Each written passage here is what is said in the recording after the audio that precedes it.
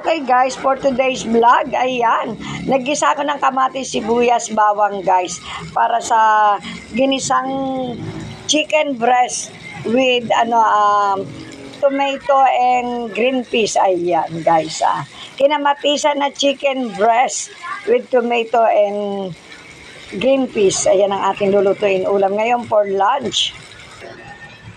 Okay guys, ayan, natingnan nyo naman ang ating chicken breast. Ayan, pinakakatas ko yung pinakasabaw ng chicken breast guys. Ayan, tingnan nyo. Kumakata-kata, di ba? Wala pa akong tubig na inilalagay dyan. Okay guys, titimplahan ko muna ng konting-konting suka lang guys, saka paminta. Bago natin ilagay yung patatas guys. Okay guys, ayan, nilagyan na natin ng green peas guys. Pagmasdan nyo ang green peas, natabunan na ng ating potato. Ayan, 3 buong potato itong inilagay ko guys. Okay, haluin natin.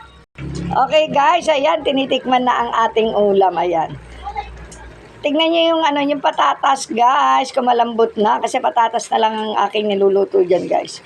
Napakasarap na. Okay guys, ayan. Ito ang finished product natin guys. Tikiman na. Tikiman time. Yung green peas niya guys. Yummy. Puno yun. Okay guys. Thank you for watching. See you next vlog. Happy day.